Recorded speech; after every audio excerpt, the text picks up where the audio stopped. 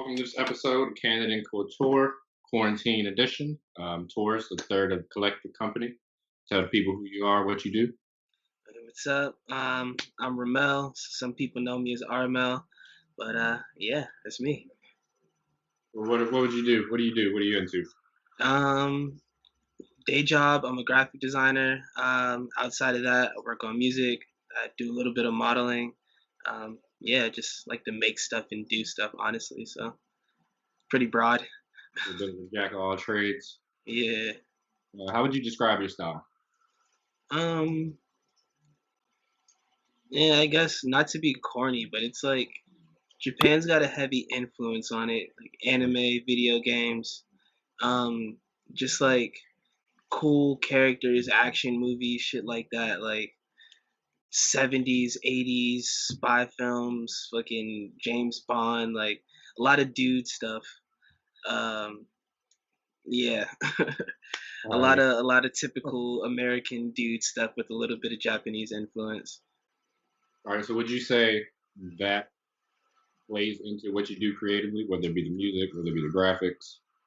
Uh, Definitely. I mean, I kind of like my dad was in the military, so I kind of grew up partially in Japan. Like I spent the first 4 years of my life there, so like my first memories are in Japan. So Mhm. that's kind of always stuck with me. Like I remember like playing like PlayStation for the first time over there and like Dragon Ball Z like on regular TV type shit. So that kind of stuff is in like ingrained in my memory. So now that I'm a little bit older and I can afford the stuff that I was like looking at before and was just like, oh damn, that shit is awesome. And now it's like, the mature versions coming Yeah. out. I'm just like scrambling back collecting all of that stuff. So Yeah. So I know we're from the same area, DMV. And I know you've recently moved up to New York, a few years ago.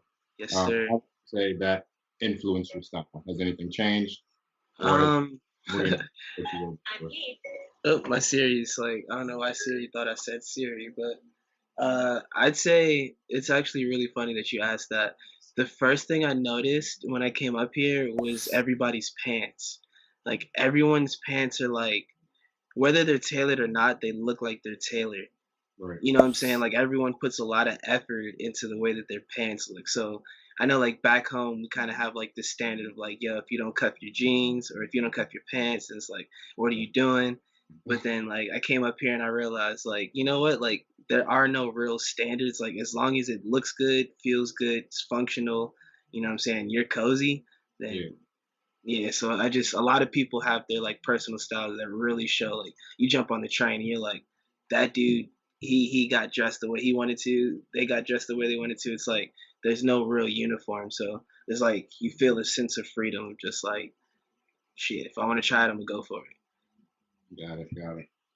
What would you say your earliest fashion or streetwear memories are? it. When I first started going to DC, probably like my senior year, it was like specifically going to Georgetown, and like I would see like shit on Hypebeast. And then on the weekend, I would like pull up to like the Adidas store and I would see like the Jeremy Scott, you know what I'm saying, winged hoodie collection with the shoes and everything. I'm just like, damn, this is what it looks like in person. I think those are kind of like my first real experiences with it outside of Dunks. Like Dunks, that was typical. But I think like the Georgetown experience was like my first real, all right, this is the crossover between the shit I've been seeing on the internet and in real life. This is how I actually get my hands on it. Yeah. So tell me about sneakers. How deep are you into sneakers? How much do you care? I mean, I've always been into sneakers. Like, my pops, he's like, OG like Philly dude, so he grew up with sneakers too. So it was only right. Like he just passed it down to me. So I remember like my first pair of sneakers. I remember copping from like Foot Locker when I was in Japan. It was like the OG Hirachis. So I've always kind of been like a Nike boy. Um, like as I got a little bit older, you know what I'm saying, like Lupe and all them introduced us to dunk, so I was like heavy on that. I was like a fake poser skateboarder, so I was trying to get the look. But I was into it. Like I was at the releases, I was trading shoes, all of that. But yeah, it's just it's heavily into Nike. Yeah.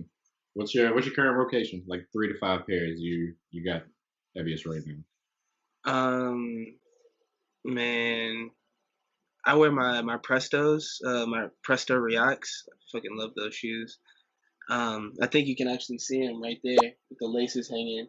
Oh yeah, we got them in the back. Yeah. I'll pull out like honestly, I like wearing my half cabs, like my regular shoes, because I know I'll probably skate or something like that. But if I know I'm not about to be doing anything crazy, I might pull out my undercover Prestos, just a buffer version for real of the Prestos. I just love that model. And then I'll probably pull out my quarter snack dunks, real basic black white gum sole. Mhm. Any crazy or standout stories from back in those camp out sneaker trading days? Um, hmm. Nothing too crazy, honestly. I mean, just like a few trades that probably didn't go through, like expectations got super high. Like I remember once I was supposed to buy like I forgot what package it was. I think it was like black and gold sixes. Or like DMP pack? Yeah. I was supposed to buy the full pack and I remember the girl that said she was gonna sell it to me sold half of it. And she was like, you could still buy the other half and I'm like, that just defeats the whole purpose. But I mean, other than that, like I'd say the Purple Pigeon release, that was probably the most significant. That's probably not that far back because a Mhm. lot of this shit I experienced through the internet. But just being here in New York and seeing the Purple Pigeon release go down, that shit was ridiculous. Just seeing like all the dudes that you see all throughout New York, usually at releases, just in that one spot. And usually the people that are looped in that can just like go around the side, you're realizing like they're all a part of the same group as you. And it's like all that chaos, everyone's trying to just like, yo, let me in, let me in. And then out of nowhere, you have the dudes that own the store, they're like, yo, if you can kickflip, if you got a skateboard right now, I'm gonna let you in the store and you can cop some. I'm like, damn, this is the one day that I don't have my board type shit. So yeah, I mean, honestly, all my sneaker stories are mad disappointing. Like, So tell me, what's your go-to pair when you're hitting the studio or when you're hitting the streets? I assume it's that pair of Prestos you mentioned. see, if I'm about to just like, if I'm in the studio, which is like here, I'm throwing on my suit cookies, honestly. Or I got some Benny Benasty, freaking fanny pack flip flops. So I don't really use the pocket. They're just cool to look down and see like a little bag on my feet. But yeah, it's just flip flops when I'm in the crib working on stuff. Got to stay cozy. But if I gotta hit like a deli run, I think you can see the. I got my fuzzy slip-ons, my fuzzy Van slip-ons. So those have kind of been the move lately because quarantine life. I'm not really going anywhere too much. What about when you hit the stage? What's your go-to? You go for comfort? You want to stun on the crowd a little bit? How you feeling? I like performing in dunks. Because dunks are like you got like all the freaky colorways, but then you still have like that comfortability of a dunk. You know what I'm saying? Like the stability of a dunk. Like I feel like it's kind of like when Kanye was like, "Yo, I'm a performance athlete. The Yeezy is my shoe. Like that's my Jordan." Yeah, Like if I was to have like a stage shoe, it would just be like a high top dunk. Honestly, good ankle support, fresh colorway. It's got pretty it, much. I mean, it's. I'd switch up between a dunk and a one. got it. What about your grails? You managed to get your hands on them, or is it still out there? I recently got my hands on some Space Tigers. I've been wanting Space Tigers ever since I first seen Tobacco. I seen like the Otis freaking hitting double flips in them jumps. Um, but I mean, yeah, I just got my hands on those, but they're kind of beat. I just wanted to skate them, so I'm still trying to get like a dead stock pair for a reasonable price. Just recently got my Dino Juniors.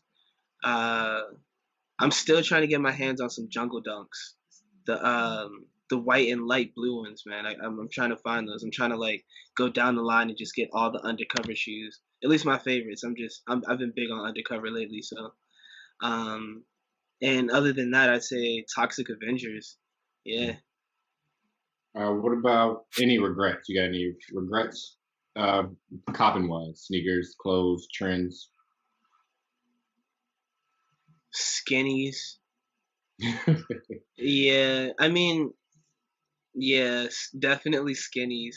I think that whole jerkin era was just like everyone was so young and impressionable, and we were just like,